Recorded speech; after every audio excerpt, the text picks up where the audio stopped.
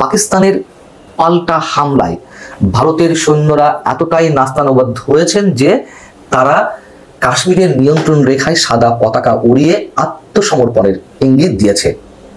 এবং এটিকে কেন্দ্র করে দেখলাম যে সোশ্যাল মিডিয়াতে পক্ষে বিপক্ষে নানান ধরনের বক্তব্য। আসলে এই তথ্যটি বা এই সংবাদটি কতটুকু সত্য তার আগে একটু জানিয়ে রাখি, এরই মধ্যে ভারত এবং পাকিস্তানের মধ্যে দুই পক্ষই যে যার মতন করেই অন্য পক্ষের ক্ষতির বিষয়গুলো তুলে ধরার চেষ্টা করতে চাইছে, যা হয় সাধারণত যুদ্ধের বিষয়ে দুই পক্ষের মধ্যে।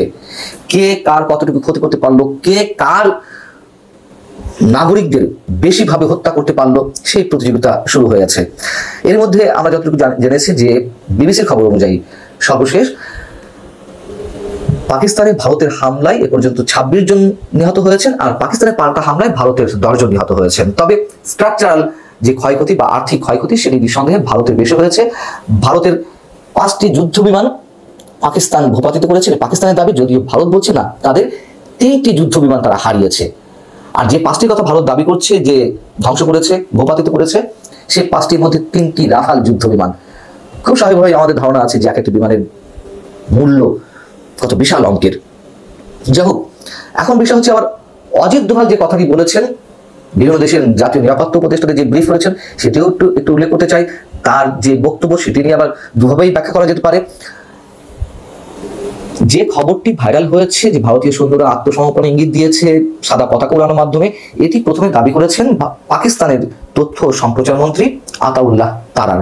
তিনি তার এক্স হ্যান্ডেলে এমনটাই জানিয়েছেন। তার বরাত দিয়ে পাকিস্তানের অন্যতম শীর্ষ গণমাধ্যম দ্য ডন তারা তাদের এক প্রতিবেদনে বলছে যে ওই এলাকায় পাকিস্তানি সেনাবাহিনীর শত্রুপক্ষের বেশ কয়েকটি পোস্টে ব্যাপক ক্ষয়ক্ষতি হয়েছে।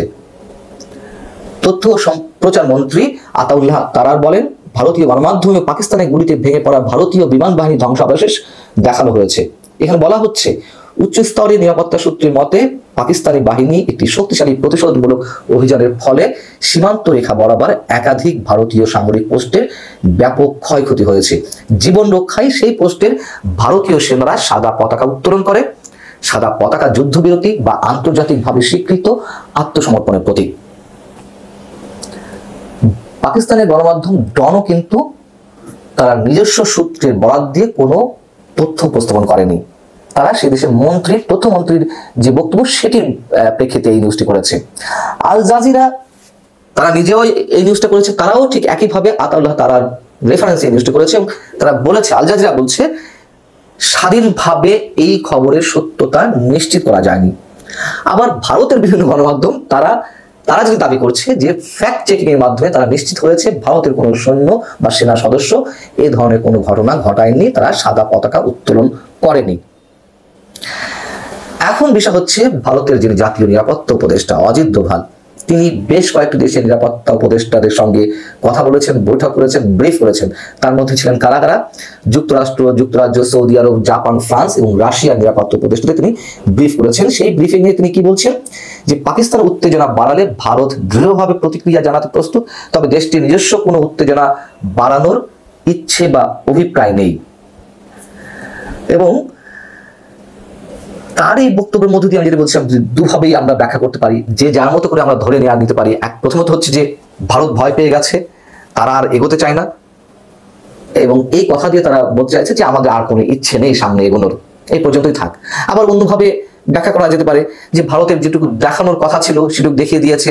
তারা যে বলছে যে তারা পাকিস্তানের জঙ্গি স্থাপনায় বা জঙ্গিদের যে প্রশিক্ষণ শিবির বা আস্তানা সেই সব জায়গায় তারা সে লক্ষ্যবস্তুতে পরিণত করেছে এবং সেই সব জায়গায় তারা আঘাত এনেছে।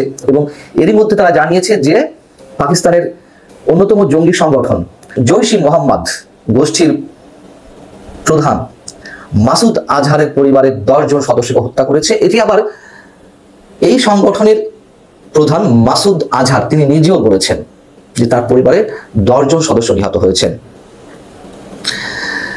অনেক ধরনের খবর আমরা পেতে পারি, তবে পাকিস্তান ভারত তার মতো করে তারা দাবি করবে অনেক কিছু। আমি বলছিলাম বা আমার এটি নিয়ে আলোচনার বিষয় হচ্ছে এই যে কোনো খবরের সত্যতা যাচাই না করে আমরা যে যার মতো করে একটি পক্ষ নিয়ে বা যে কোনো একটা খবরে খুশি হয়ে সেটি যে যার মতো করে প্রকাশ করার চেষ্টা করছি। এর মধ্য দিয়ে যেটি প্রমাণ হচ্ছে যে আমরা আর আমাদের সক্রিয়তায় নেই, আমরা নিজেরা আর বাংলাদেশি নেই, আমরা কোনো না কোনোভাবে চিন্তায়, চেতনায়, মননে, আদর্শে, কাজকর্মে কেউ না কেউ হয় পাকিস্তানি আর না হয় ভারতীয়। এবং যেভাবে এই খবরটি প্রচার করা হচ্ছে দুদিক থেকেই, একটি পক্ষ প্রচার করছে যে এই দেখো ভারত আত্মসমর্পণ করতে চাইছে পাকিস্তানের কাছে, এরই মধ্যে এই অবস্থা।